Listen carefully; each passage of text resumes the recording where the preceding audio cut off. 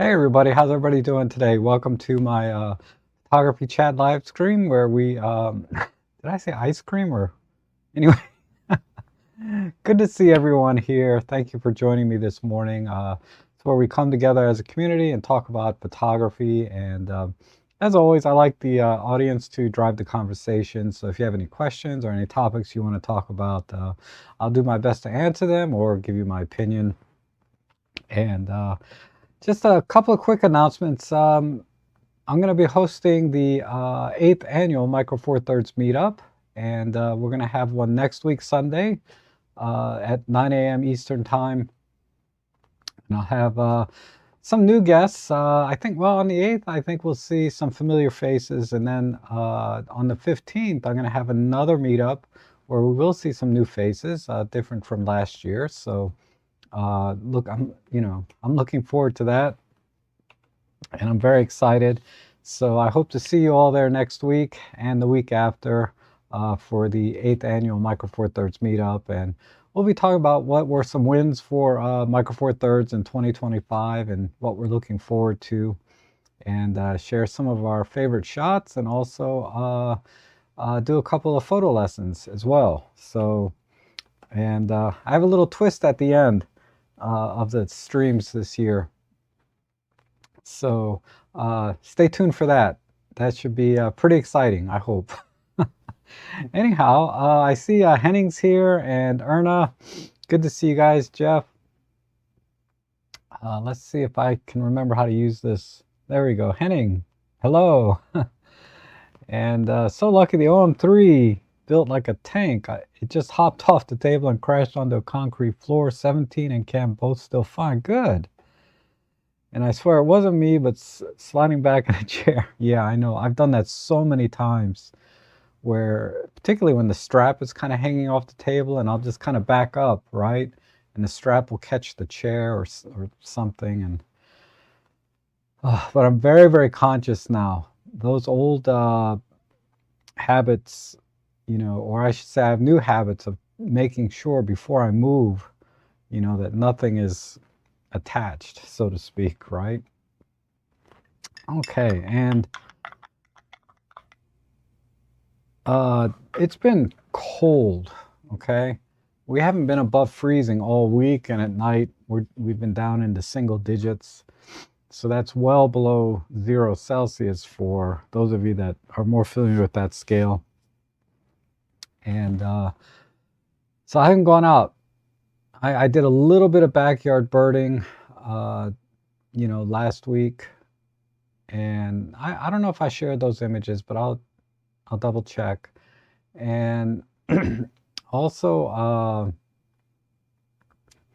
I've been practicing some macro photography setups. So I'll show you my latest idea to do that using some of the things that I purchased from my Tuesday live streams when I shop for deals online. So I got some pretty good deals on tabletop tripods that I'm using for my macro setup. And also a backdrop that I got for like $10. So there's that. But okay, and Erna, good to see you. And did I shoot film back in the day? I did. Back in college, I shot. So we're talking like mid 1980s. And then somewhere around, I don't know, when I finished college, I stopped shooting altogether. There was a long hiatus until about 2012. So there was a good 20 years plus that I didn't really shoot, other than with a little point and shoot when I went out and traveled sometimes.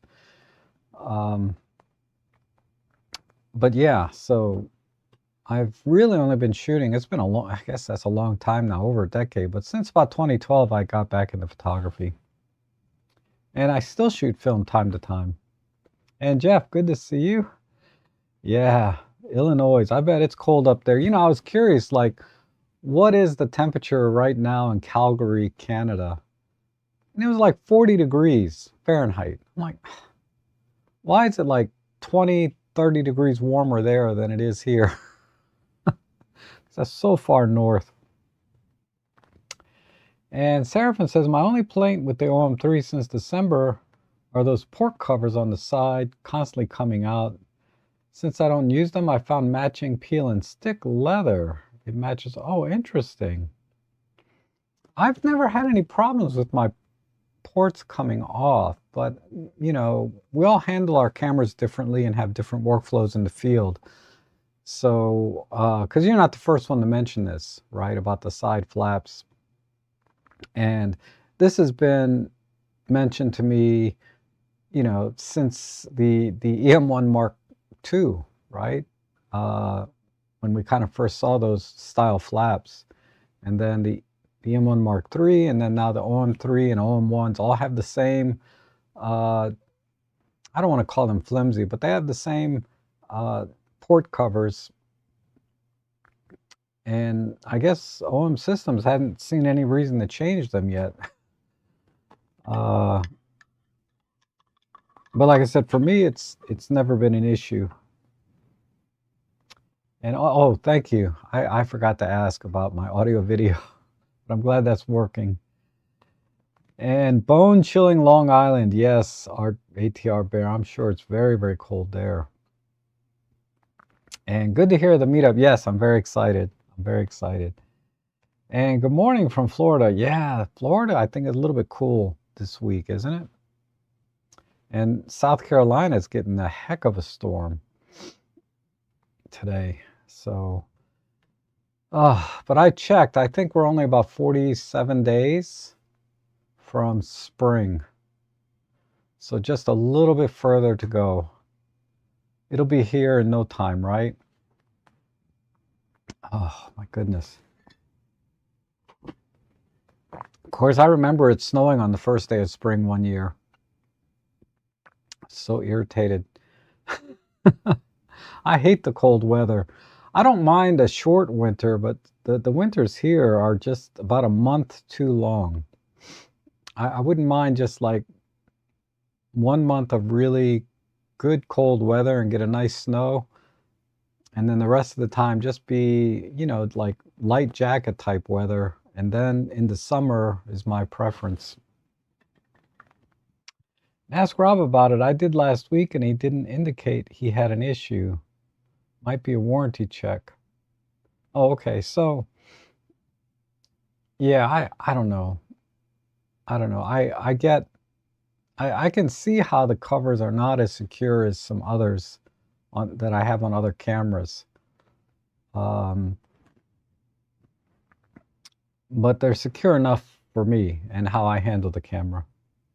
And John follows. Good to see you. And Seraphim says, I've had 2 OM3 camera and it's my 2 OM5 cameras also. So yeah, the OM5 has the same exact port covers, right? You know, like if I take my Pentax here, this is my K1 from 2012, but I'm sorry, K3 from 2012 or 2013. This has a much thicker port cover to it. You can see it's beveled and has covers inside. And when you push that thing in, you know, it's nice and thick and secure. And, you know, a lot of the Pentax cameras, even for the battery door, you can see it's pretty substantial. And it's connected to the camera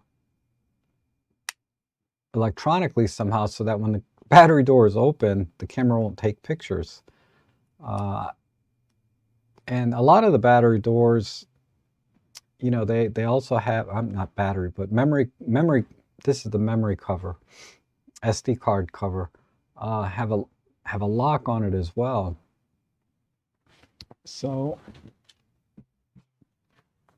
as opposed to, you know, our OM3, which I have here, but I have that set up for something else. But yeah, if you look at the flaps on the, if you look at the flaps here, you can see they're much, much thinner. I don't know if that really shows. And you know, they're a little bit flimsy, but they pop out very easily. In fact, this one is hardly sticks at all. It's very loose. But like I said, I've never had an issue, and I've had my OM3 out in pouring rain, and it's been fine. Okay. Oh, Paul, you placed an order for the new to me 150 to 400 big white lens at the look. I'm so envious. I keep looking at that lens. I don't know. It could be I may never be able to get it, to be honest. It's just so expensive. But what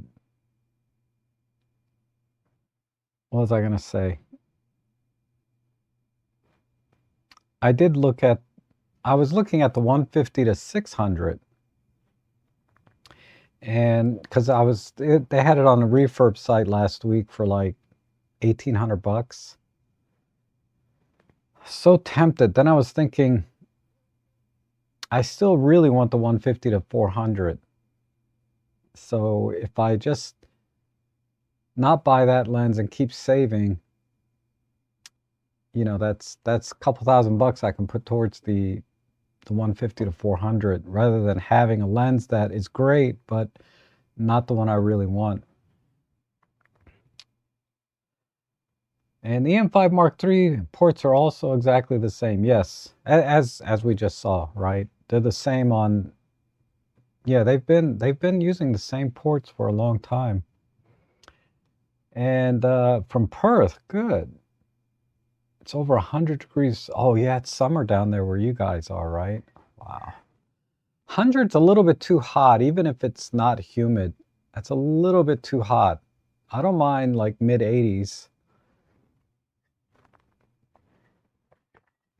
That's kind of my most comfortable area. Then I don't have to dress up in so many layers. Even in my own house, it's kind of funny, you know, it's like the snow got covered by about an inch of ice on the first day.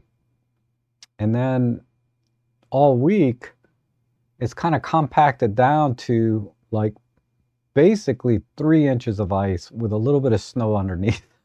Because I've been trying to shovel my driveway, and I can't do it. I just don't have the strength or the stamina to stay out there and chip away. I was using an axe, you know, to chip the ice, and then I would use a little shovel to throw the ice over. Because my problem is I'm running out of heating oil, and the delivery truck won't come to my house unless the driveway's clear. And you know, so I'm not sure what I'm gonna do. You know, if I can just wait it out, because this week's supposed to be above freezing, just for a few hours a day, but we're supposed to be above freezing this week. The problem is it's going to be cloudy. So even if we get above freezing without the sun, the snow's not going to melt a whole lot, or the ice is not going to melt a whole lot. But I'm hoping that, you know, it might get soft enough to where I'm not like having to use an axe and then shovel, then axe, then shovel.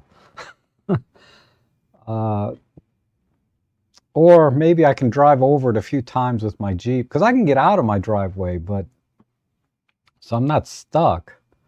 Yesterday I drove to the gas station and got 10 gallons of diesel, which you can use as heating oil. You're not supposed to, but I got some diesel and put 10 gallons of diesel into my tank, which is about 2 days worth of heat for me. And I'm not talking about real heat. I'm talking about setting my thermostat to 50 degrees. So parts of my house are like 45, 46. It got down to 43 in my bedroom because it's kind of on the end of the house. But I just don't want my pipes to freeze. So I'm just keeping the heat on just enough so that my pipes don't freeze until the driveway is clear. It's a whole situation, right? It's been occupying my brain, and I haven't been able to concentrate on anything else. Anywho, first world problems, I guess, right? And Paul says, you've never seen snow up close and personal, really? Some reason my chat stopped working. Oh, here we go.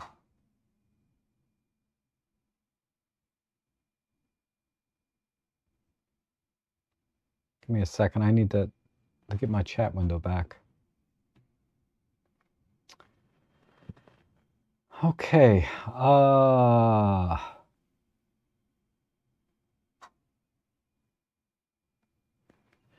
Do you have any problem with live view on your EM10 Mark II in cold weather? If 10 degrees or less, mine doesn't seem to work. Well, my EM10 Mark II died last year, if not the year before, so I can only speak to like my other cameras. I did use my OM3 out in, I guess it was maybe low 20s in terms of temperature in Fahrenheit.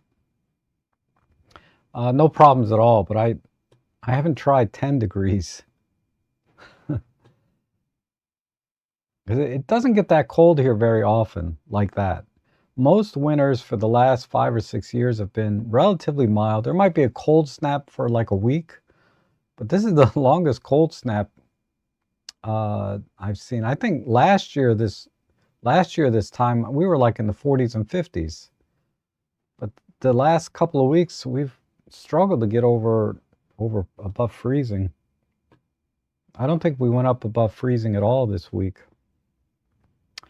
And cold and snowy Indiana, yes. I mean, I know there's places much worse, like where Anthony lives up in Alaska or somewhere, but we're just not engineered, or the infrastructure here is just not made for this kind of weather. So people are still complaining. I saw in the news yesterday, people are still complaining streets have not been plowed. And there's a lot of people that are, elderly that are running out of food because they can't get out of their driveway like me, right? Well, I can get out because I have four-wheel drive, but they can't get out of their house because their driveway is still frozen over like mine, and their cars are probably still buried. Like my Mazda, my sedan is still buried. I can't get it out of the backyard. But I can imagine some people still being stuck, not being able to get their meds and food and all that. People are complaining. This was on the news yesterday. It's just, and a lot of the side roads haven't been cleared either. This one lady said, and she's only probably about a mile from my house, but she said that she hadn't seen a plow yet.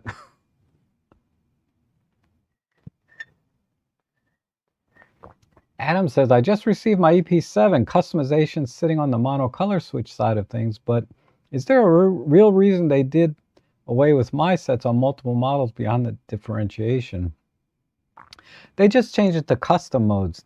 Now, if they got away, if you don't have custom modes, then yeah, you don't have my sets or custom modes like the EM10. I think Mark III and Mark IV don't have it. The EM5 Mark III just barely has it. It has it, but it's kind of barely. There's only one spot on the mode dial for it. Then you have to menu dive, but at least there's something. But I thought the EP7 had my sets, or if not my sets, at least a custom mode. But that would be a pain to have all these settings and then not be able to save them to a custom mode, right? The other thing you can maybe look at is see if you can connect to the OI Share app and see if you can download settings onto your app so that you can upload them back anytime you want to use them. And a friend of mine has given me an RB67 Pro S to play with. Yep, it's a medium format film camera. It's a classic, really. It's very well regarded. So it should be interesting. Never shot anything like it before and get it next week. Ever use one like it, Rob? The closest thing I have is my Hasselblad 500C. So it uses the same size film, 120 film, and I believe the 67 is a 6x7, so it's a little bit more rectangular, right? But mine is a square 6x6. Yours is a 6x7. But yeah, it's a lot of fun using the top down. You know, what do you call it? Waist level finder, cranking that the film crank, and then hearing that shutter clack, because the shutter is, you know, also 6x7, right? It's a big shutter. It's a lot of fun. It's a lot of fun. I should take my Hassie sometime. And Paul Crisp says, you won't regret your decision. I've had mine for 3 or 4 months now, and it's still amazing. Yeah. You guys in your 150 to 400s. And Paul says, save your money, pass on the 150 to 600, save for the 150 to 400. The Sigma is so heavy. Great lens, but there's a reason I just bought the, yeah. That's what I'm thinking of, right? Is, you know, why buy all these lenses kind of in between?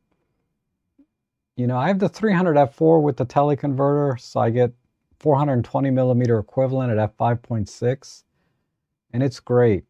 So that'll keep me until, if I ever have enough money for 150 to 400. It may not happen for years unless I win the lottery. An inch of ice, yes. Definitely an inch. And I'm looking forward to it. OM cash back plus some special. Wow. I know, it's so tempting. Glad to see another EM102 in the chat. My viewfinder and LCD screen worked well and mine is 14. Okay.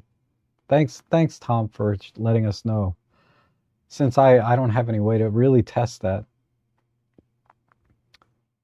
And good morning, Rob. God keep you blessed for unselfishly sharing your wisdom, benefiting us, your grateful followers and fellow M43. Well, thank you. That's very kind, Caesar. You know, I do this because I enjoy it, and I want to help other people go out and enjoy photography as much as I do. That's the main motivation. And then secondary is just business-wise, right? Can I make any money doing this? But there's certainly much better ways to make money than doing live streams, let me tell you. And totally agree with you about the 150 to 600. I've used my big white with the 1.4 for a bit more reach, and quality is excellent. Yeah. And David Hancock has an excellent video on the RB67. Yeah, there's loads of it because it's a very popular medium format camera. So you'll find plenty of tutorials and things online and examples. Paul says, I wish I pulled the trigger on the big white instead of the 150 to 600, even with the teleconverter on it. Yeah. That's my gut feeling, is I buy the 150 to 600, but then I'm still going to want the 150 to 400. But now I'm $2,000 shorter. I don't know.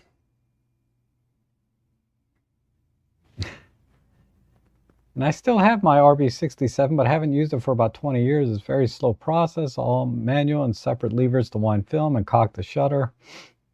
Oh, you know, my Hasselblad is all in one. It winds the film and cocks the shutter. Yeah, it winds the film and cocks the shutter at the same time.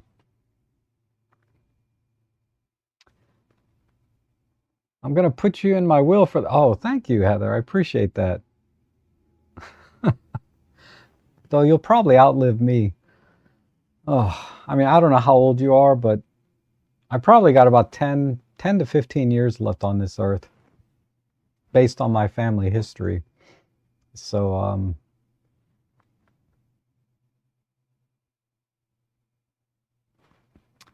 so I'm excited to use RB67. I'm 45, so never dealt with film before. This year, got a few Olympus cameras, but this will be different. Yes. Yes, it's definitely very different.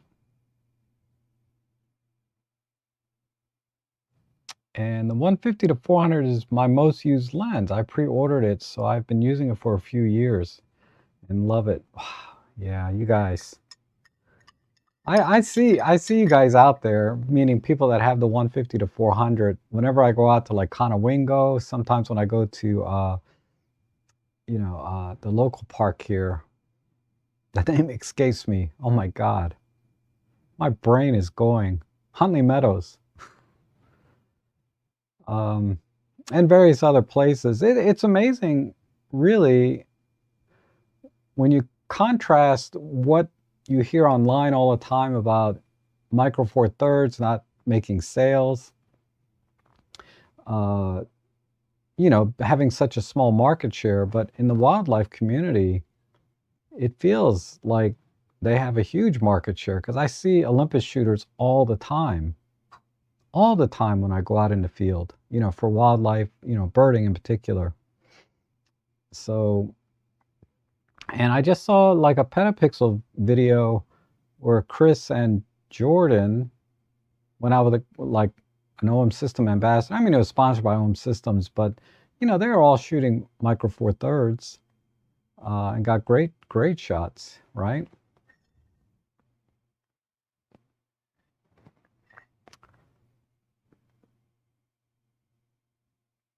Gosh, I don't know what's wrong with my chat today. It just does not keep up.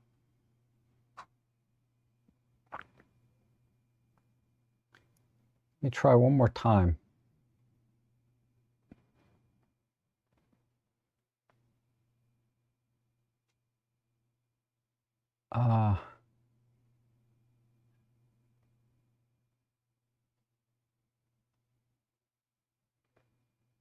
Oh, 64. So you're just a little older than me.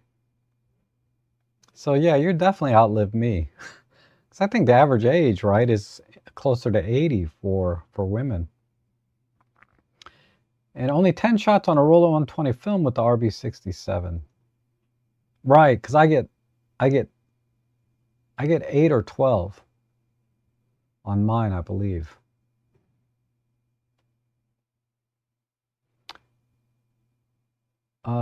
Do you keep a UV filter on all your lenses all the time, even with less expensive ones? No.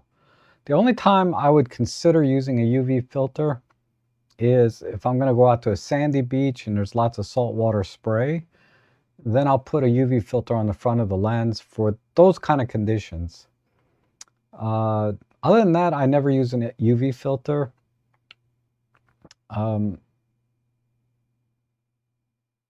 Now I did, one exception would be, but this has not been an issue since I switched to Micro Four Thirds. But I used to have a 20 millimeter f1.8 for my Nikon, and on day one I put, because that thing took like a 72 or 77 millimeter filter, I put a UV filter on that, a good quality one, to protect the front element because it was just so big and exposed. I just felt better having a UV filter on the front. But other than that, I would say 9 times out of 10, if I'm thinking about protection, I put lens hoods on all my lenses. And a lot of times I'll have a polarizer on the front of my lenses also. That's about 50-50. If it's daytime, usually I have it on. At night, I usually take it off because I need the light. Okay, love my 150 to 400. Best lens I ever had. Yeah, gosh, another one. Man. And Michael's here. Good to see you, Michael. That was a nice shot I saw on your Instagram this morning of the little rowboat or whatever, fishing boat between the pillars of the pier. It's a nice black and white you did. And good morning, the Gray Vanzini is here. Okay. So let me take a look at my thing. Now, another thing that's coming up is CP Plus is, I think, on end of this month, right? It's going to start the end of this month. CP Plus being the biggest photo gear show, whatever. And some people are predicting that OM Systems may announce a new camera. And potentially, because I was reading some articles from, 43 Rumors from back in May and July of last year. And they were talking about the Pen series. So maybe they'll announce something like the Pen camera. I wasn't given any advance notice this year myself. Last year they told me about the OM3 coming like a month before it was released. But this year I haven't heard anything. So I'm out of the loop now for whatever reason. If there's something coming. But they announced the 50 to 200. They didn't tell me about that either. So I think I'm kind of out of the loop. I'm not in that circle anymore, and which is fine. But the they were thinking about the Pen series back in May and July of last year, and the Pen F Mark II was also kind of in the discussion. Oops, but sorry, my neighbor's walking by. She goes out every day. She has some pipe coming out of the side of her house that's leaking water. I don't know what it is. It might be related to her washer and dryer, whatever. But she goes out every day and chips away the ice off this pipe. I don't know what the rationale is. But anyway, they were talking about the Pen and Pen F2, but primarily about the Pen series. Seemed like they were the most enthusiastic about. And the idea being is they don't know if they want, they don't have an idea of how, they know how Olympus did it, but they want to reimagine it with the vision for OM Systems. So if we can draw off the OM3, we can hope that it's a street lifestyle orientated type camera and not sports action wildlife, right? How can it be, right? How can it be anything other than? So they're trying to come up with some kind of market. They need to hire a better marketing team. They can't just drop an email, and they do a lot of work. They set up a lot of things for education, and their OM ambassadors go out there and teach as much as they can, online through YouTube and stuff. So they are doing some work there, but they're really kind of, I like to call it phoning it in when it comes to their marketing.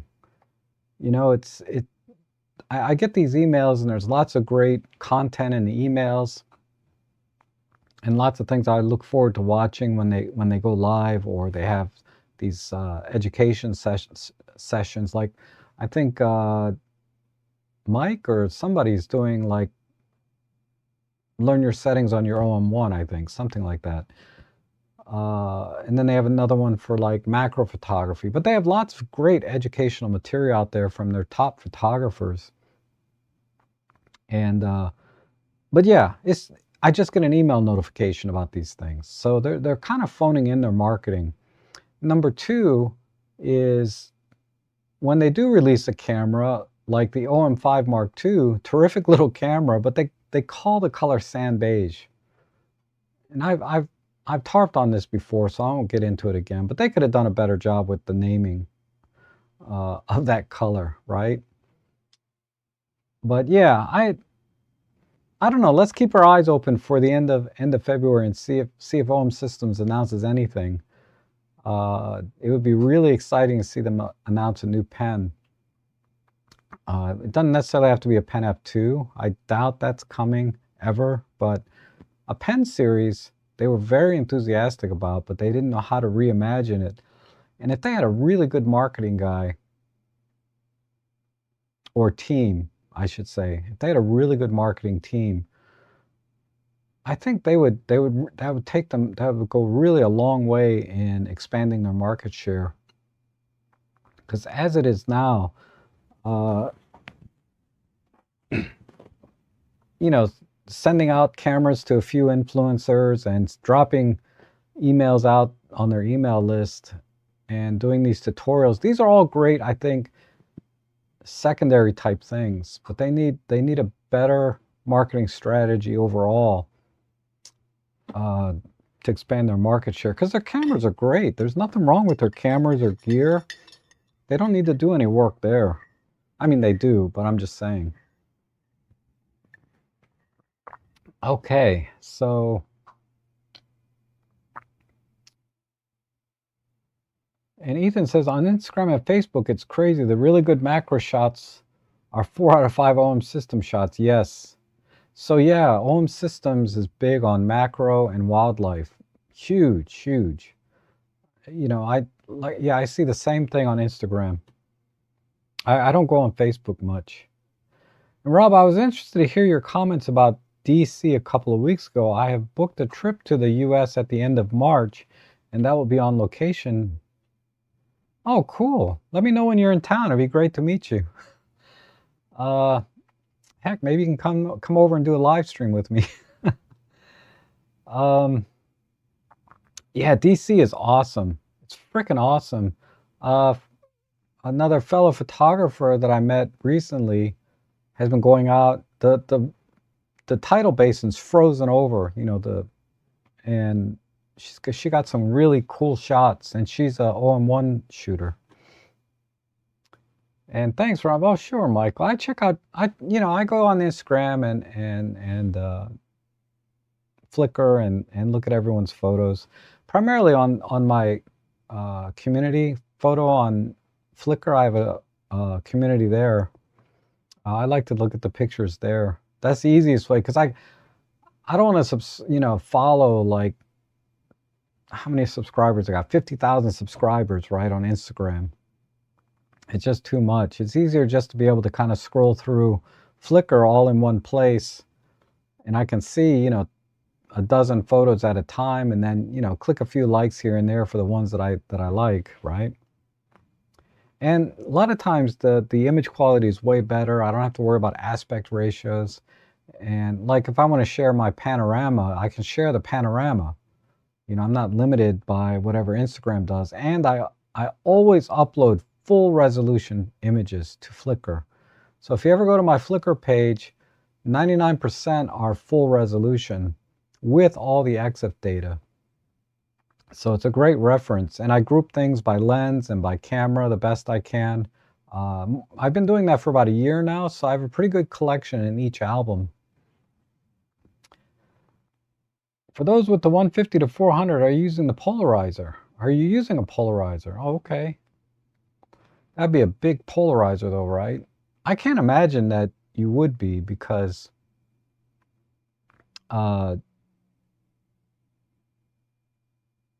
usually with a 150 to 400, I would imagine you're trying to fill the frame with the subject.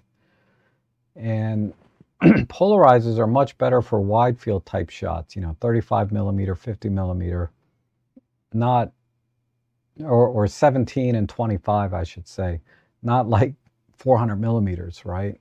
But that's just my thought. And Darko, good to see you. And Thomas says, I think we all wish you many more than 10 to 15. I hope so. God willing, right?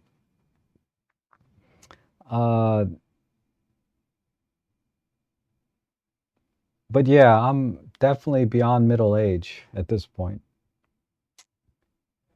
But it's not how long you live, it's how you live your life, right? I mean, so many people have accomplished so much in such a short amount of time that I'll never be able to do in my lifetime. What makes Pen Series special?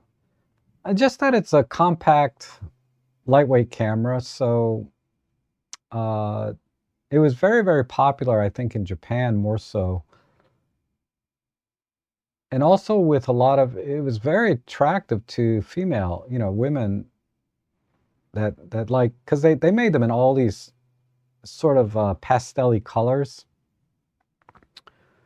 which are generally more feminine. I mean, I don't want to stereotype, but a lot of times I saw mostly women shooting with the pen. You know, I had my Pen PL8, which I loved and still have. I don't take it out anymore because I just like my OM3 now, but uh, it was a great little camera. I used it a lot. I used it a lot, especially for vlogging when I used to do a lot more vlogging. I want to try and do some more vlogging this year. I really do. It's just been so freaking cold. But yeah, I'm definitely going to do some more vlogging. Okay. And David says, a friend who shoots Nikon was at Space Coast Bird Festival a week ago and told me that OM System had the best booth. They better. And I just love that rangefinder style. So yeah, going back to the pen camera, it's just more of a rangefinder style, but there's no EVF. So it's just a compact camera, right? That you can take anywhere, and it's quite capable.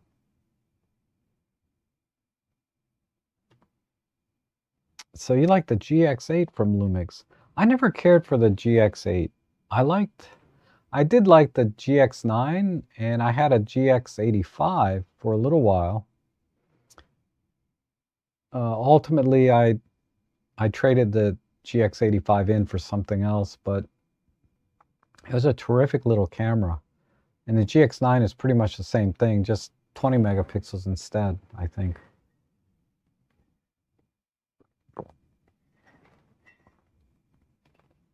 They've always been missing that connection piece with marketing. They always just so slightly off ever since I was on the outer circle in 2018, yeah.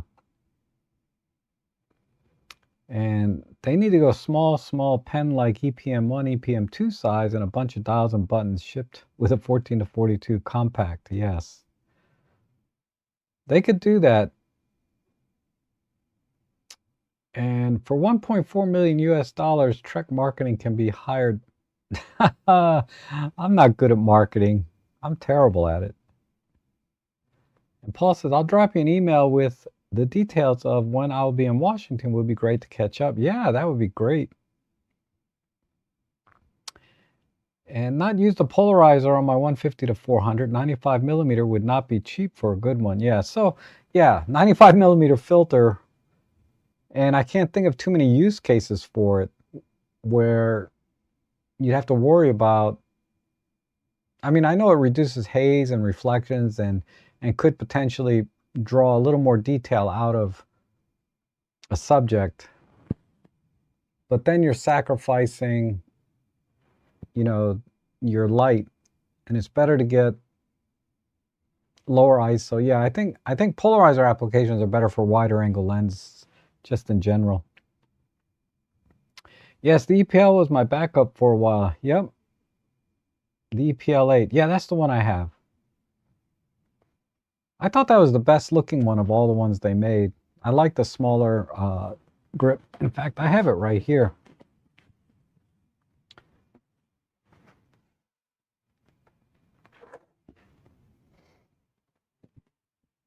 So this is my Pen PL8. It's kind of beat up, but I think this is a great looking camera. Just for perspective, here's the EM5 Mark III. About the same size, but the EM5 Mark III has the pentaprism on top. But it is thicker. So it's, it's relatively compact. And not quite pocketable this way, but, and, tilt, and then tilt down all the way this way. And I love the buttons and dials on it. Nice metal chrome accents there, kind of all the way around. And this one is metal design. As you can tell from this corner that I dropped it. But it still works just fine, and it's been it was a great camera while I was using it.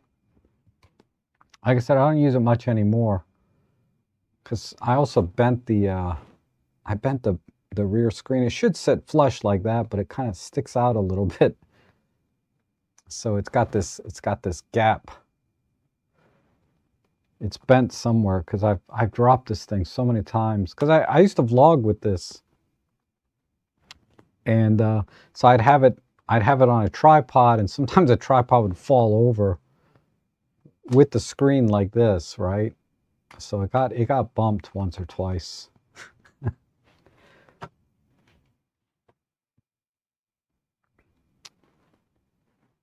Oh, the GX8 had the OLED. Okay, that's interesting.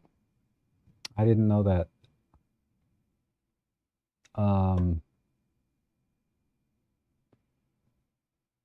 Yeah, my GX85 had, but the LCD screen that they put in a lot of the other Panasonics never bothered me. Like I have it in my LX100 Mark II. I've never had an issue. I know some people are hypersensitive to it and they can't use the camera at all because it's just, too it looks too blurry to them, right? But I didn't have an issue with it. Okay, let me see what the file date on this thing is. This was the 26th. And my last stream was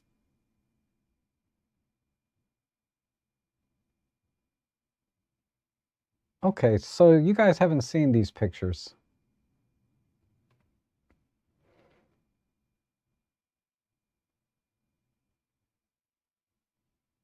I don't think. This one's dated the 26th. Okay, so let's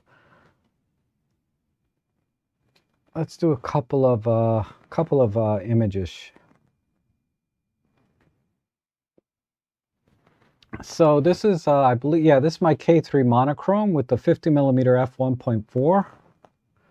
And picture of Ellie on the snow. She's just walking on top of the ice, as you can see here.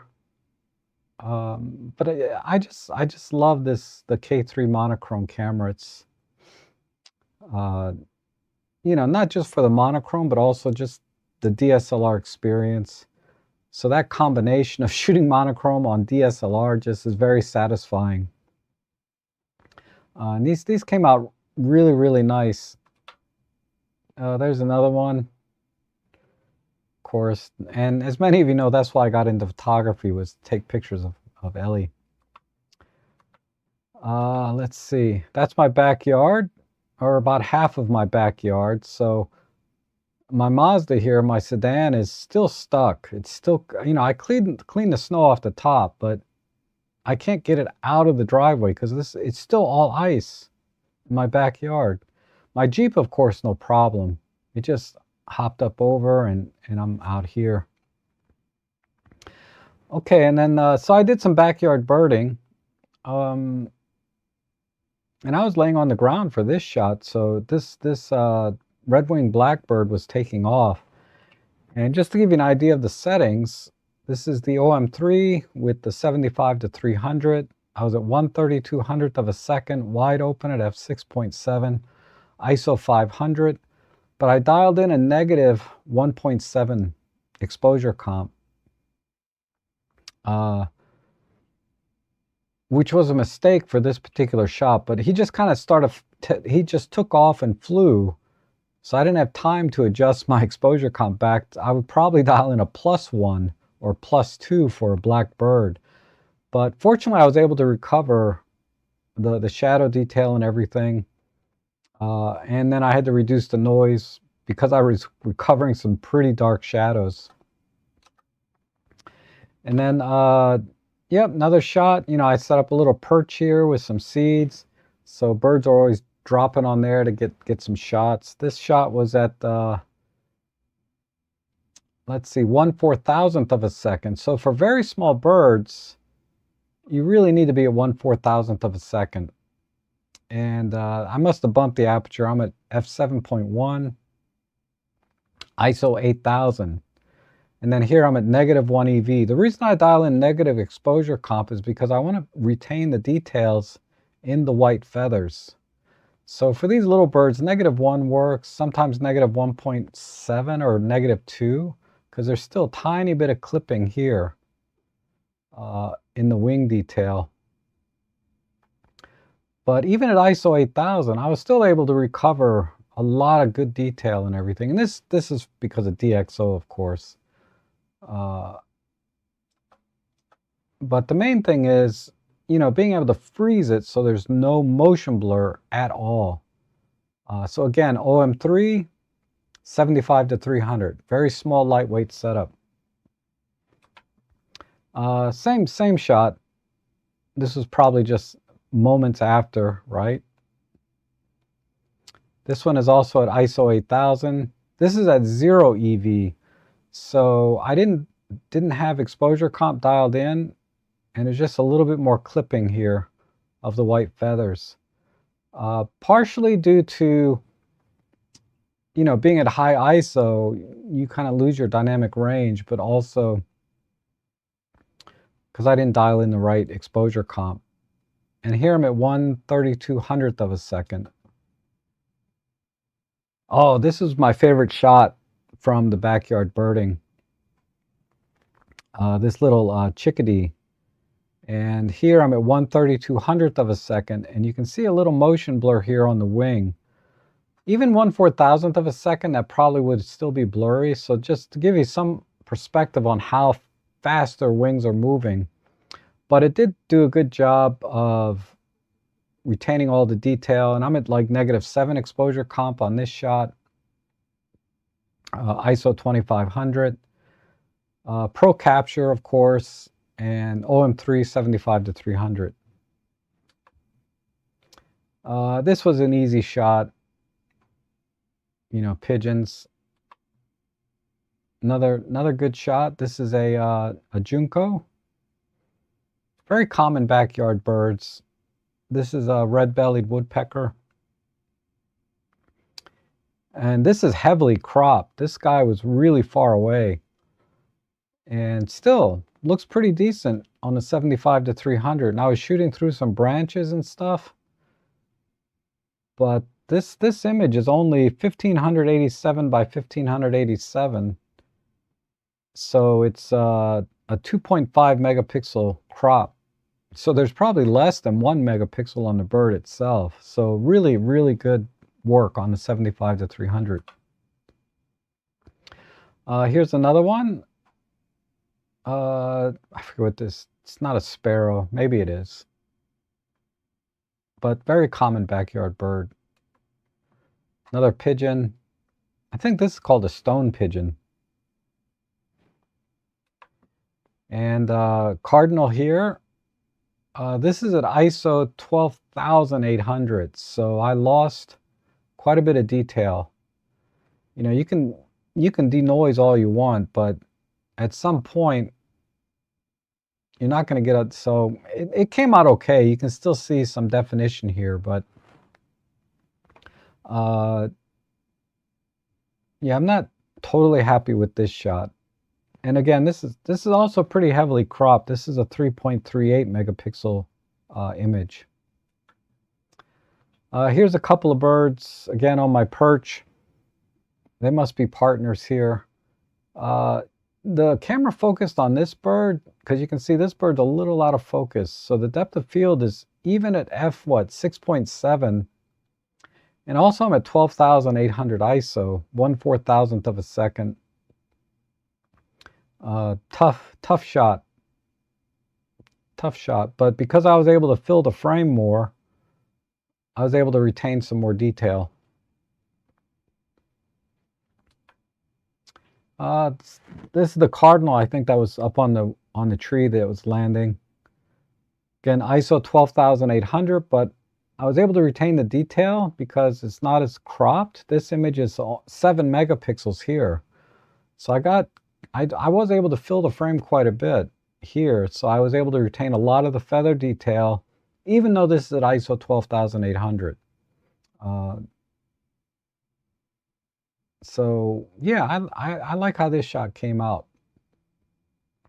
1/4000th of a second, 12,800, and wide open, 75 to 300. Okay. Another shot here. This one's okay. A little bit of motion blur in there still. Unfortunately, even 1/4000th of a second didn't really freeze it. Oh, and there's a shot of me doing that. So 75 to 300, I was testing out the Godox IT32. And this is the mini tripod that I got for like 20 bucks. Carbon fiber, tabletop, awesome. Awesome. You know, every now and then on my Tuesday live streams, we find a good deal like this. And this was one of the best deals since early last year. It's rare. It's rare to get a deal like that. But I have it mounted, my OM3 mounted to it with the Leofoto grip on my OM3. And I'm just laying on the ice here. You know, it was because it was ice. Another shot. So I guess that's enough for now. Maybe a couple more. Another Junko. Same Junko, just jumped up from there and went up to here. And a sparrow. Oh, this is a nice shot of a female red-winged blackbird. What was I at on this one? This was, yeah, this one okay, so this one I dropped the shutter speed down to 1/250th of a second. So I was trying to use flash. That's why I was at 1/250th.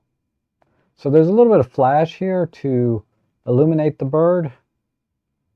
And ISO 200. So this was perfect. But you can see how much more definition when you can shoot at base ISO and fill the frame, relatively speaking. This is a 14 megapixel image. But the 75 to 300, when you give it the right conditions and you can fill the frame, you know, all best practices for taking bird shots, this lens does amazing with the addition of DxO processing. Okay, so we'll call it there.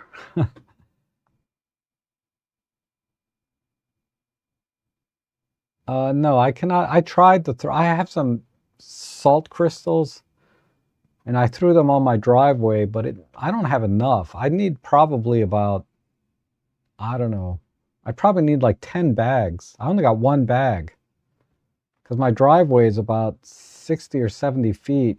And if it goes into the backyard, we're talking about 100 feet. I just don't have enough salt.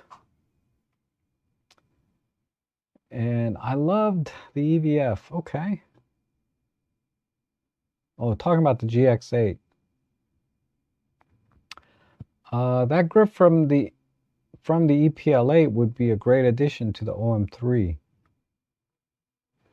I don't remember a grip for the EPL8. Oh, you're talking about this part here, just a little bump, right? It's very subtle, right? It's not very much, but it's just enough to get your finger there, right?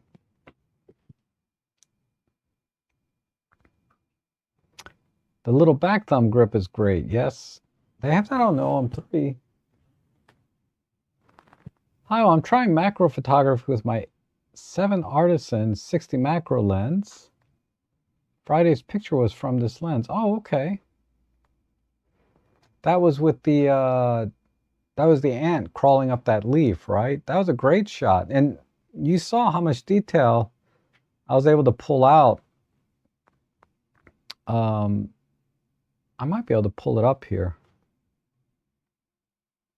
So Shakib submitted, you know, I do photo editing, and he submitted his macro shot here.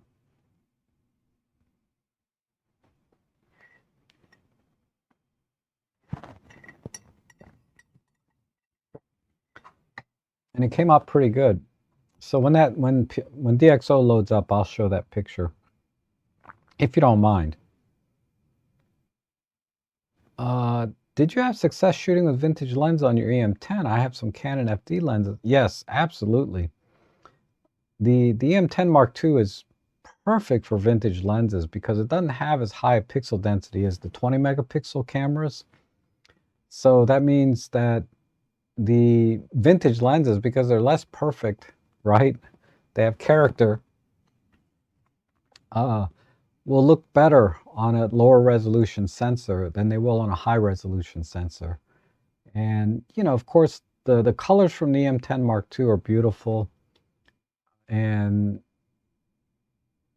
yeah, I did do a lot back when I was shooting with the M10 mostly. I did a lot of vintage glass on that. I shot a lot of Nikon vintage glass, but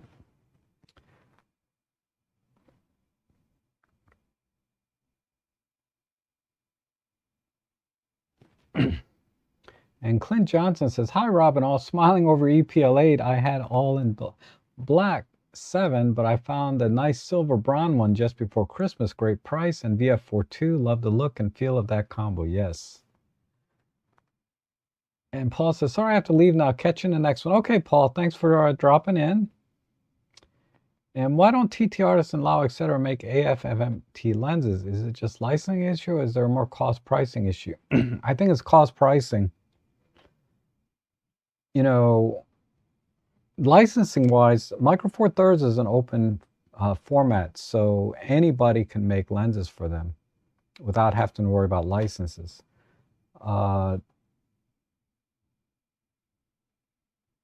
But yeah, I wish they would. You know, I'm lucky to get Micro Four Third mounts from any of the third parties anymore. It's hard because I get offers all the time. I just got one for a 9mm f2, and it's a rectilinear lens, but it's manual focus. So I'm debating if I want to review that or not, because there's so many wide angle lenses. I just did the 6mm wide angle, but that's a fisheye.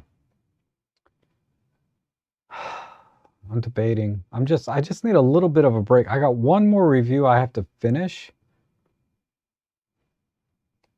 and I'm way behind on that one, partially because I got sick for a couple of weeks, and then now we've had a snow and ice for a week, going on 10 days now,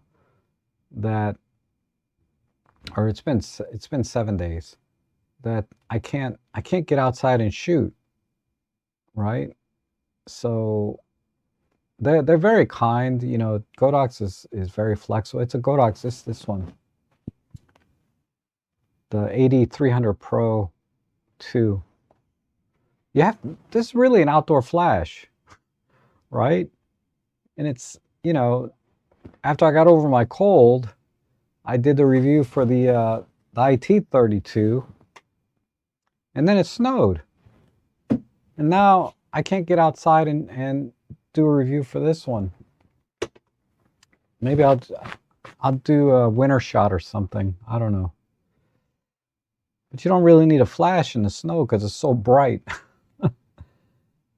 And Lau just, hi David, how are you? The 90mm macro lens for 500 manual focus.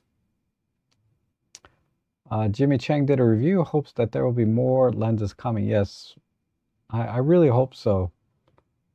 You know, the 90 macro from,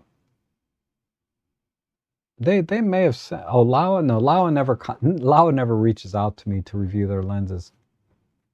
But, and I think it's what, $200, right? It's better to just spend a little more and get the 60 macro with autofocus, so you can do in-camera stacking, in-camera focus bracketing, and certainly the optics will be better. The 90 macro, oh, they want $500. Yeah, we were way better off buying a 60 macro, because that lens is manual focus and no weather sealing. So I'm like, that's, you know, that's kind of two things to knock off that, and it costs more than the 60mm, because the 60mm goes on sale all the time for under $500.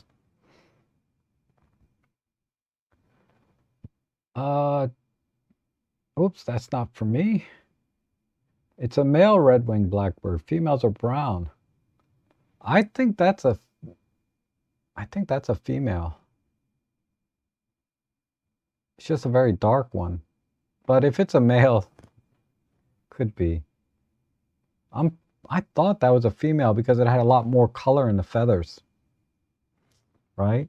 Whereas the redwing, the males are pretty much all black with just red tips on the shoulders. But the females have more color in the feathers. And that's a nice picture of me. What picture? Did I show a picture of me? Oh, that's right, when I was laying on the ground. Thanks, Shri. How you doing? And good morning, Marco. Yeah, I bet it's really cold down there right now. Wow. And Adam says, Emily at Micro Four Nerds showed off using the loop tool to see what the denoise was really doing before you run the export function. Very helpful. Yes, I do that a lot in my weekly live streams. I use the loop tool to work out the fine details and adjust the noise if I need to. I haven't watched her video on that one, but she'll probably sell more DxO software in that one video than I've done the entire 5 years I've been doing live streams on it.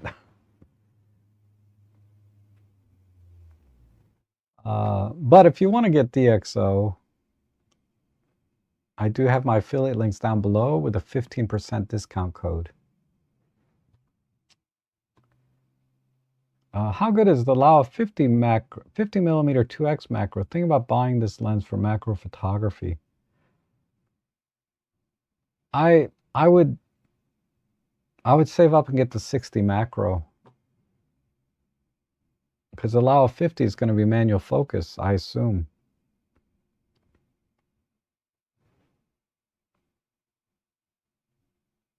I mean, when we're talking about $200 or more, there's no reason not to just spend a little more and get the 60 macro.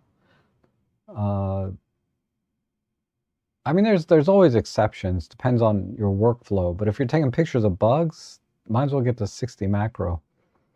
If you're doing in studio type stuff like Ethan does, then you can look at some longer lenses with better magnification.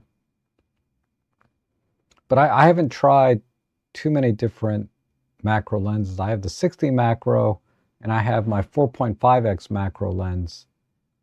That's 150. I paid 150 because it's on sale all the time. It's I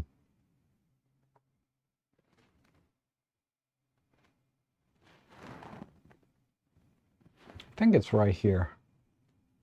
Let's see.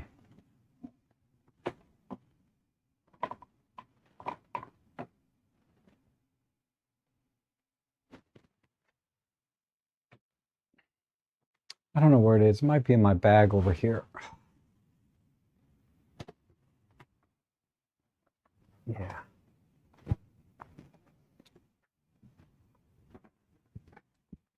This is a 4.5x macro. You definitely have to use a macro, like a rail, focusing rail with this, because it's really hard to hand hold and get focus.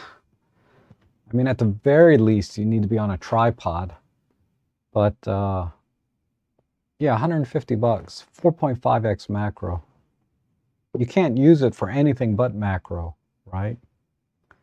And basically all it is they put a little lens up front, and then everything in here is, this is basically, these are extension tubes, right? Because there's no lenses here inside. It's just all up here. But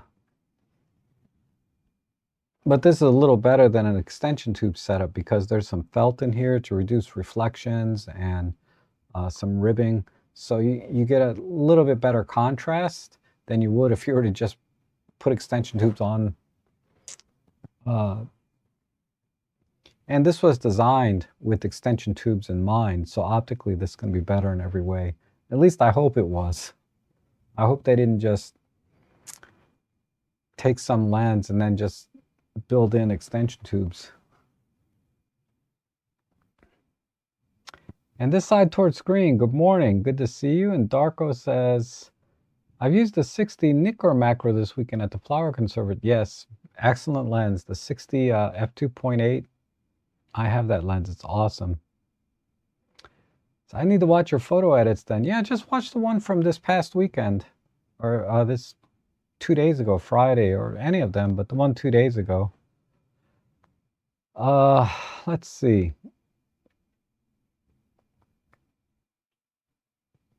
From the one from 2 days ago,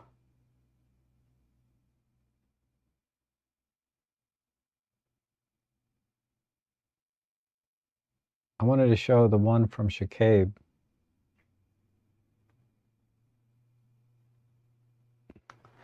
Hard drives are spinning up now. 1 second.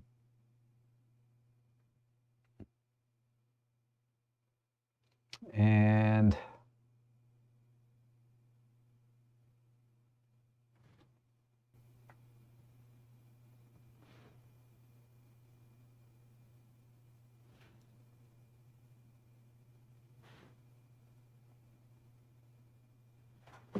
am I back on now?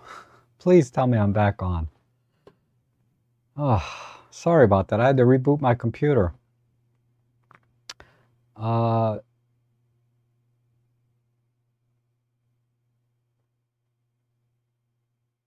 Sorry about that. Okay, so I've been getting this crash a little more often lately. It always happens when I have OBS open, and only when OBS is open. So I don't know what's causing it.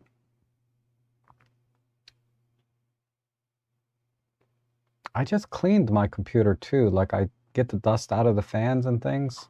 Because sometimes when your computer starts to get a little overheat a little bit, you can get some errors. So I cleaned the fans a couple of weeks ago.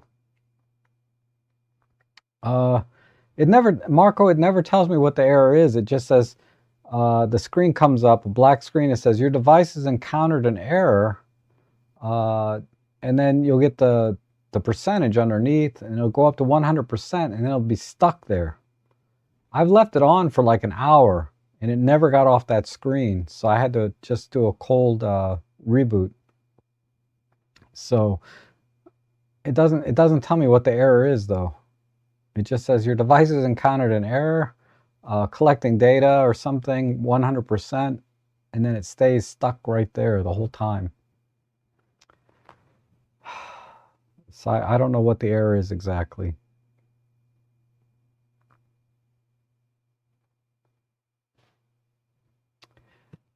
Okay, let me see if I can get back to where we were on the chat. And I know I was trying to pull up this picture.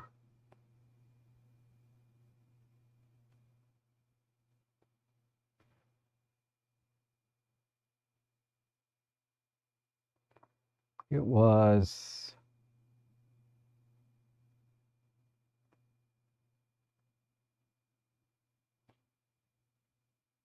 All right, so my loop deck's not working. So I have to do it manually. It was this picture. This is the original raw image. This was with the 7 Artisans. I think you said 60 millimeter. And then this was my edit of the image with DxO. So this was by Shakabe. And yeah, I was able to, you can see the little hairs and everything. This came out really good, I think. I mean, there's definitely some little bit of ghosting here. And the depth of field is super shallow, of course. But yeah, it came out pretty nice.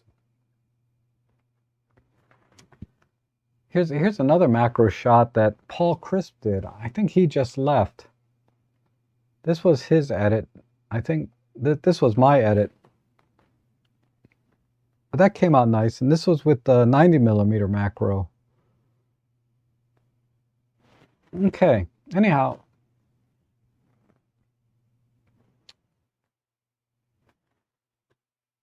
that was that. Let me try and find where we left off on the chat real quick.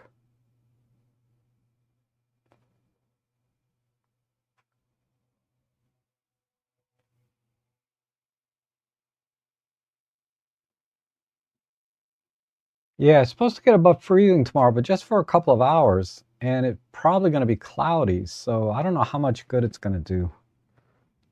You know? You really need the sun to be out and the temperatures to be up to start melting that ice. And if it's only for a couple hours, it's going to refreeze overnight. So it's going to be 2 inches of solid ice probably by the end of the week.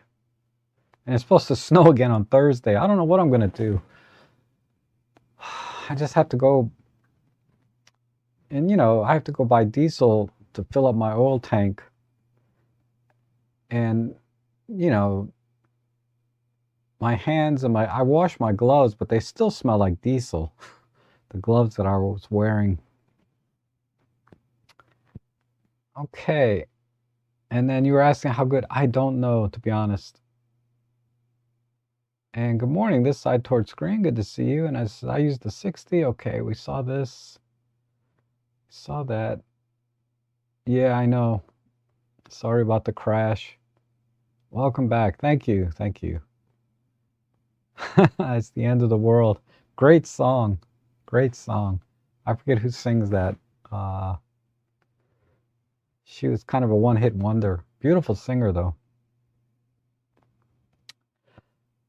Okay, can check the event viewer to see what happens just before. Oh, okay. I forgot all about that. It's been so long. I'll have to look into that. I'll email it to you, Marco, if I can find it. So that was around what? Let's say 10:20 p.m. or a.m. I'll look for it. And the latest Microsoft patch shutting down issues. No, this error has been happening for months now, but it's more frequent now. But yeah, this is not a new thing. It's been happening for months. What you really need is to move south. Yeah, I just need to go south, like Tennessee. So we still get winter, but it's short, right? Need a scraper blade on your Jeep. That would be nice. And Caesar says, so Rob, I've been meaning to ask you about the Zuiko 150-600.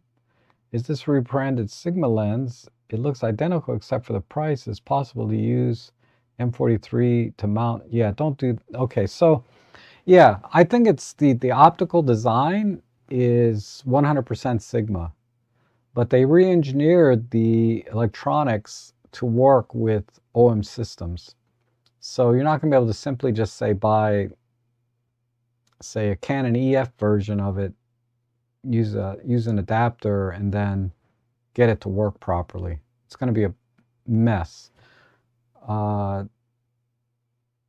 So they re-engineered the electronics for the image stabilization to sync with the stabilization in the camera. I'm sure they re-engineered some of the autofocusing algorithms to communicate with the camera. And they also say that maybe there's some differences in coatings. That's almost irrelevant to me, but coatings can make a difference sometimes when, because the sensor in your camera has coatings on it, right? Or filters. So sometimes they have to reformulate the coatings of the lens to match or to work better with the lenses that cover the sensor in your camera. So there's a lot of re-engineering done there, but primarily with the electronics. The autofocusing, the image stabilization are the biggest things that they did. So it wouldn't make any sense to just try to adapt. I'm sure somebody's done it. I don't know. I haven't seen any videos of people doing that, but I'm sure somebody's done it, and I'm curious what the results would be. I have seen videos where people adapted Canon EF 300 f4 and compared it to the 300 f4 from OM systems, and ultimately the OM systems outperformed, right, in every way. But yeah, there's a lot more going on. Extension tubes on the 40 to 150 kit lens is a great cheap way for excellent images. Yes, you won't get quite 1-to-1, maybe 0.5 to 1, but it's really a great way to do a lot of close-up photography, right? Small flowers, larger bugs like maybe big fire ants, grasshoppers, praying mantis, these larger insects, it's perfect for. Even smaller ones if you want to crop in. Small ants and things, that'd be tough. But yeah, I did a lot of pseudo macro photography with 40 to 150 and extension tubes. And thanks, Peter. Okay. So let me see if I can get my Loupedeck to come on.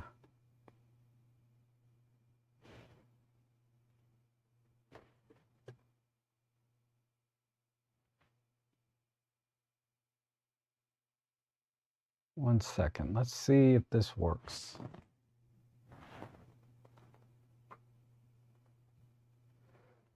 All right, so let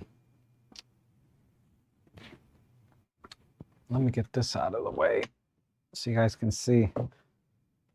So this is my latest setup. So I have this backdrop. I have the OM3 60 macro, and here I have the IT32. And let me see if I can get some more light in here.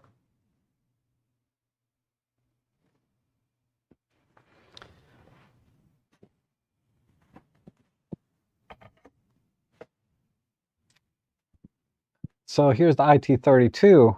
So this is why I like the IT32, because you can detach it very easily, and then I can just kind of hold it, where I need it to get light onto the subject for the macro.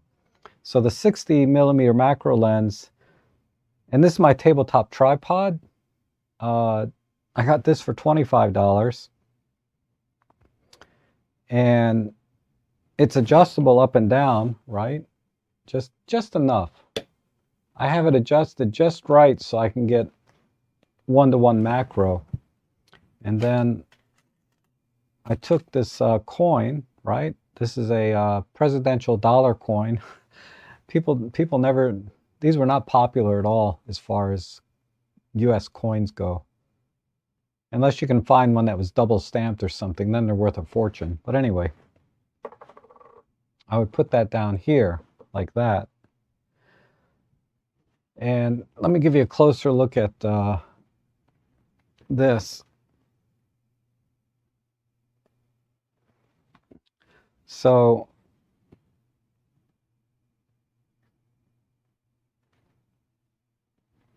I have the legs. All right, let's look at it this way.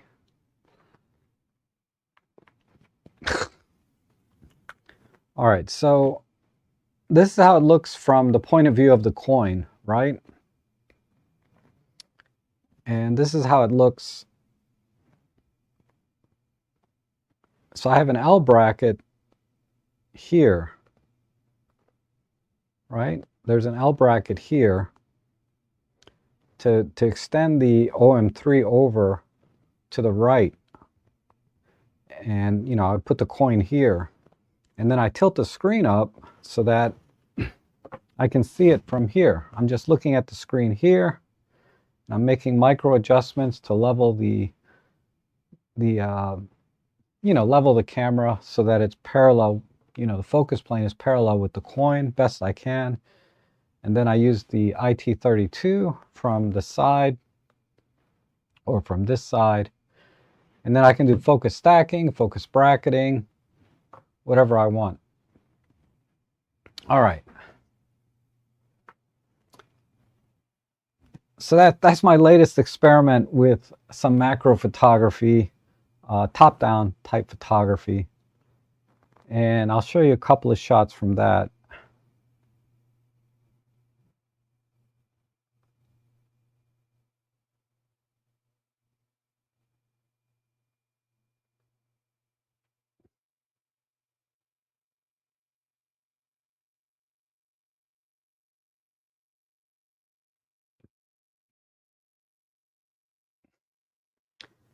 So, oh, where's the... So here's one shot, right? This one is just a regular shot, single shot. This is not focus stacked or bracketed or high-res shot mode. And then, just to zoom in a bit, pretty good detail, right? My EXIF data is what? 1/100th of a second at 5.6, ISO 200. Okay, and then this shot, that's just squared off. This shot is a high-res shot mode with flash. And a little bit of post-processing here because, you know, high-res shot can look a little soft without processing. But I thought that came out really nice. And then,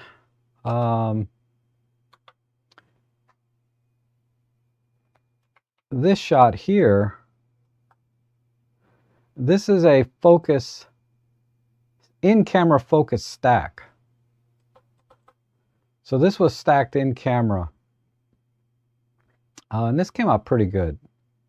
So we get a little more detail, say like here, because even though the depth of field is more than enough for a coin, you can still extract more detail with focus stacking. Even though you don't need the depth of field, you get more detail because you're layering images together. So just a quick comparison. We'll compare the high-res shot. We'll compare these three.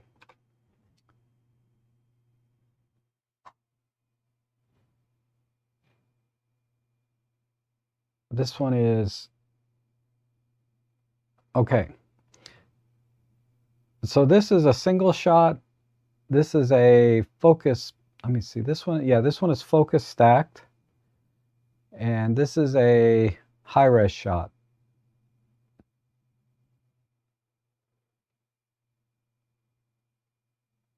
Why is this 3888? Yeah, so it's just scaling. Let me scale this one. So overall, the focus stack shot looks best to me. But if we crop way in, you can see that the high-res shot does have better detail. Like if you look at this scratch right here and compare it to the scratch over here. Let me see if I can get these exactly the same size. So clearly the single shot's not bad, but if you pixel peep, right, you can start to see a little bit less detail. And then the focus stack shot is really good because, again, because we're layering, we're getting better definition. But the high-res shot definitely has more detail. I don't know if you can see this in the stream or not, but there's definitely more fine details in the high-res shot. Like if you look at the down here, if I zoom in even more, I'm at 300% now. You can see that the focus stack shot, although it looks sharper initially, the high-res shot has more detail.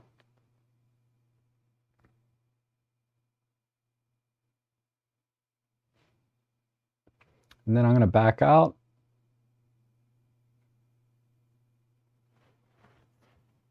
But they all look the same when you look at it like from a normal viewing, you know, normal field of view. But there you go. Okay. Let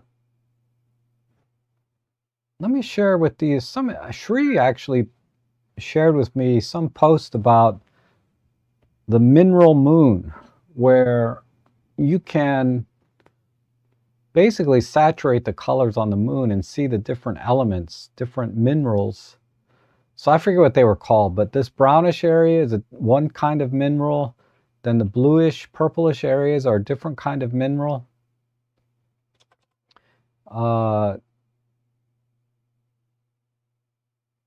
So that I thought that was interesting. So just for reference, you know, look up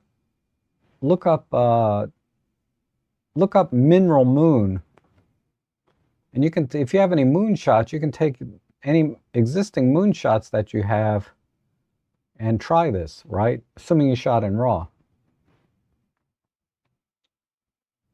The Raynox magnification, yes. Little diopter on the front. Gives, you know, on my OM 60mm macro, I get about a 1.5x with the diopter that I have. Are there any good resources, including you, that really explains what macro really means beyond just close-up? I've never understood the 1:1 versus 5:1. Oh, okay. I'll try and explain that. And Heather says, Chris McGinnis has an excellent explanation. He's the best OM system macro ambassador out there. Yeah, he is. I got a chance to meet him last year, and he taught me a lot while we were out there in the field. And I think I've had him on my channel before. I'm pretty sure I have, but I can't remember now.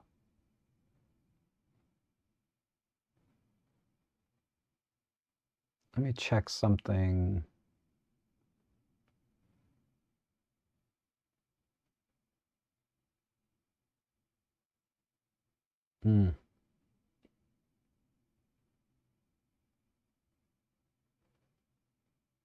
Okay. Yeah, I invited him to come out onto my channel for the Micro Four Thirds meetup, but I haven't heard back from him yet. Okay. High-res shot seems to have more detail on my... Yes, it definitely does. Definitely there's more detail in the high-res shot mode that I just showed. And Manuel is here. Good to see you from Palm Beach, Florida. Awesome. Awesome. I've been to Palm Beach. I thought for the longest time that I would be living in Florida, you know, for my retirement, right? Like, but yeah, alas, I think I'm going to go a little bit north just to avoid the hurricanes. All right, what was the other thing I wanted to show? I think that was, yeah, that was primarily it. I can show you this too. I tried this setup here where I used in this case I was using what the Viltrox flash with the diffuser, and I was not getting, you know, I was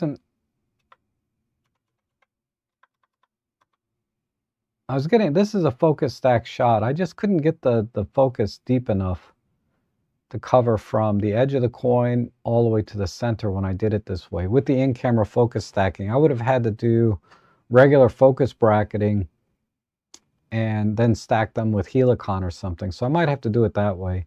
But I wasn't getting the results I wanted. So that's what kind of led me to the other method I just showed you.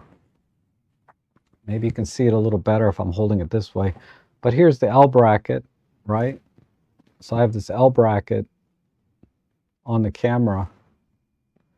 And this is a great L bracket because you can just flip this thumb and take your camera right off the L bracket. So the L bracket itself has a little Arca Swiss clamp built right in. I think this is made by Small Rig. Yeah, this is a Small Rig. I paid $35 for this, which is kind of a lot for an L bracket, right? But I just love the versatility. I've just been able to quickly just slide this in and lock it. Whoops. Yeah. And just lock it in. And now I have the camera on the L bracket, and then I can do, oops, turn it this way. And then I can do this, right? And tilt the screen up. So I don't know if you guys have little bits and pieces of camera gear laying around. If you have an L bracket and a tabletop tripod, you can try this setup that I just did. and see how that works for you. Okay, Darkos, we'll see you next time. Thank you so much. And then, yeah, Shri was the one that found this mineral moon thing for me, and there's all the chemistry about it, right? Alumina, lime, ferrous oxide. What else do we got in there? Titanium dioxide, magnesium, sodium dioxide, silica.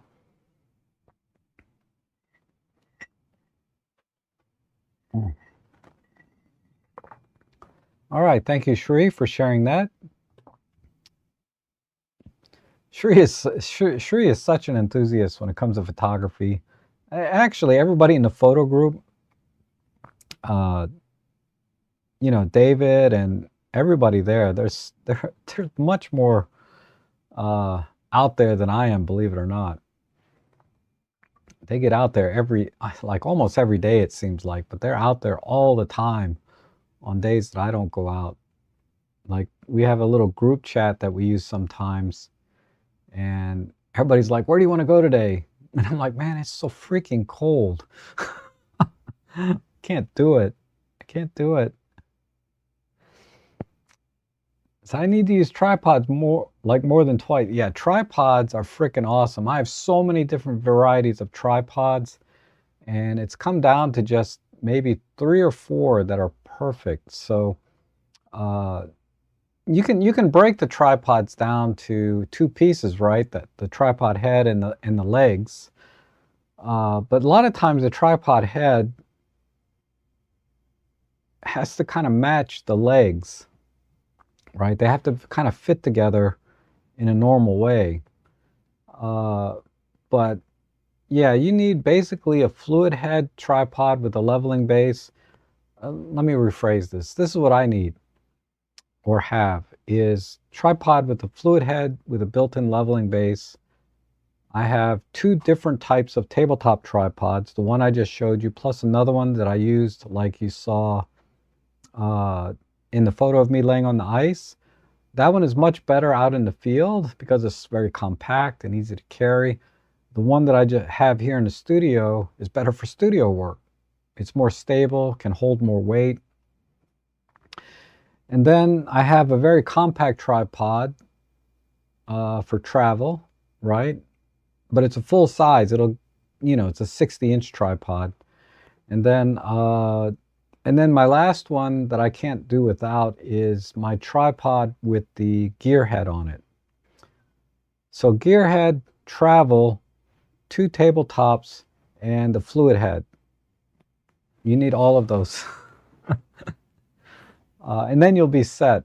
And you know, I don't use them all the time, but when I need one, you know, right tool for the right job kind of thing, right? Those are the ones that I need for the photography that I'm doing right now. So the fluid head lets me do multi-row panoramas with these. The tabletop tripods are great for macro work and out in the field. The travel tripod is just great for general stability out in the field, and it's easy to carry. And then, of course, the gear head for my architectural work, because leveling and getting the sensor parallel and making fine adjustments are kind of critical for my architectural stuff. Having the dials, it gives me the kind of precision I need to get the image just right. A lot easier. I mean, you can do it. You can have just a regular ball head tripod and do everything I've talked about. Okay, you don't have to have 5 or 6 different tripods. But when you have one that's kind of specialized for each thing, you know, you collect these over time. You can really make the workflow in the field or whatever you're doing a lot easier and get better results, ideally. Do you think the upcoming A7R6 will have better rolling shutter than the A7R5? They'd have to stack it to do that. So if it has a stacked sensor, then yes, it'll have better rolling shutter. But I haven't heard any rumors about it otherwise. I don't follow Sony so much, even though I have a Sony A7R5. And rolling shutter is really only an issue for sports action wildlife photography and videography. Everything else, the rolling shutter is a non-issue. So in sports action photography, like birds, for example, is what I'm most familiar with. If the bird is flapping its wings and you got bad rolling shutter, the wings are going to look warpy, right? Or if you're panning and you're tracking a bird while you're panning, the background's going to be slanted, the bird's going to be warped. So that's a big problem with the A7R5 as a sports action wildlife camera. For video work, obviously, whenever you're panning in video work, you'll get rolling shutter, where everything kind of gets slanted. So those are the two main issues most people bring up. Now, if the A7R5 had less rolling shutter, is that going to benefit people that buy the A7R5? For video, yes. But I don't know too many people buying an A7R5 for video work. For photography, not so much. The reason I say that is because the A7R5, and I would assume the A7R6, unless there's some big dramatic changes, the problem is the continuous shutter mode is so slow. I get 4 or 5 frames per second at best, right? They claim up to 7 frames per second in mechanical shutter, or some mode you can get up to. I've tried them all. I can't get more than 5 or 6 frames per second at best. That is not fast enough. The frames per second is not fast enough for sports action photography. So you're not going to be doing sports action photography with an A7R5 where potentially you'd be doing a lot of panning, right? Or trying to capture very fast wings like on a hummingbird or any bird in flight. You're just not using the camera for that. So I don't think there's a lot of motivation to reduce the rolling shutter in an A7R5 from Sony's perspective if it's going to compromise other things. And unless they can increase the frames per second to like 25 and improve the performance of the video, because if you're doing video on a Sony, you're going to buy an A7S III, or you're going to buy A7 IV, you're going to buy a different camera. You're not going to buy like FX30. They got a lot of cinema cameras. There has to be some reason for people to want to buy the A7R5 for video. So they'd have to increase the specs there somewhere and give it better performance. But I don't see that happening with 60 megapixels. Assuming it's still 60. If they go to 80, even less so. So if you were to ask me, do I think they're going to fix the rolling shutter problem in the A7R5? I don't think they will, because I don't see the motivation for the kind of people that would buy an A7R5. I think it's just, it would just drive up the cost of the camera quite a bit. So, why buy an A7R5 when you can buy a Sony A1 that does not have rolling shutter, right? It would just drive the price of the A7R6 up to the price of a Sony A1. Why would people buy? And the Sony A1 has the global shutter, right? No, that's the A9. But anyway, so the only thing I expect, if I had to guess, and I don't follow the rumors or Sony at all, they're going to try and make improvements clearly in the autofocusing. The autofocusing is already top tier, but they'll probably figure out ways to improve it even more. Maybe give it some different video specs, maybe give it, I don't know. Maybe add some computational features. But the A7R5 in of itself, for what it is, a high resolution full frame camera, is almost perfect the way it is now. But the market for it is pretty limited.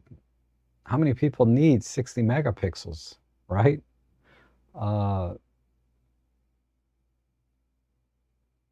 And to fix the rolling shutter problem, I don't see the motivation. Anyway, that's just my thoughts. Lauren said, did someone say, oh yeah, I got your email of that picture. That was nice. That was a great picture you took, Lauren. I just clicked a like on the response, but I did see it and seen and appreciated, as they say. Marco, secretly cursing you right now, Lauren. Oh, I know. You're at 7 degrees. Yeah, it's cold where you are. It's crazy. I don't think we quite hit 7. I think we got down to 8 or 9. I don't think we ever hit 7. But Katzen, hopefully that makes sense. The reason I my rationale behind the A7R5 and the A7R6, rolling shutter seems to be a very low priority for a camera like that, in my opinion. Okay, I'm all caught up on the chat. I've shared all the pictures. Any other questions, comments, opinions? I'll share with you another picture I edit this week while you guys type in stuff. So I need to work on this a little more. I'm still having some perspective distortions that I want to fix, but I really like this picture. This was with the K3 monochrome also. It's pretty heavily processed. I think this is closer to the raw image, but not quite. This is also a processed image. But this one is pretty close to the overall tones and contrast that I want. But I just love all the little people walking around here, leading up to the monument. I don't know why I like this picture, but I like this picture. What's this? Oh, this one's okay. This one's okay. This is all frozen now. Frozen solid right now. But yeah, this one I like. I like this. Oh, I bet this would be a neat shot now. If this is still frozen and there's still snow, there's definitely still snow and ice on the ground. It's in the city though, I wonder. I wonder how this would look. But anywho,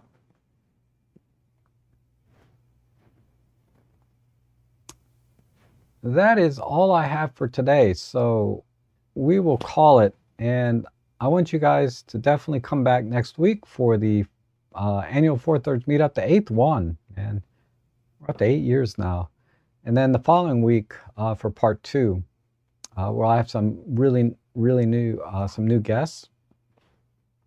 And I will be back on Tuesday for our regular shopping live stream where we look for deals like this tripod, $25. Not anymore. Now it's $50.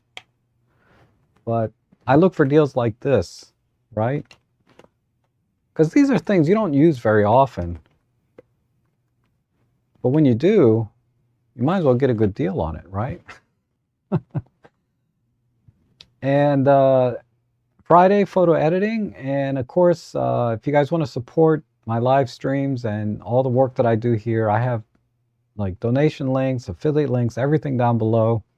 Particularly my Amazon affiliate link. You can click on that and buy anything. You don't have to buy photo gear, but if you buy anything, if you're buying anything this week on Amazon, I should get credit for that.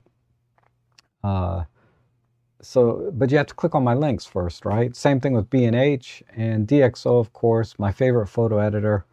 As you can see, the results are outstanding with that.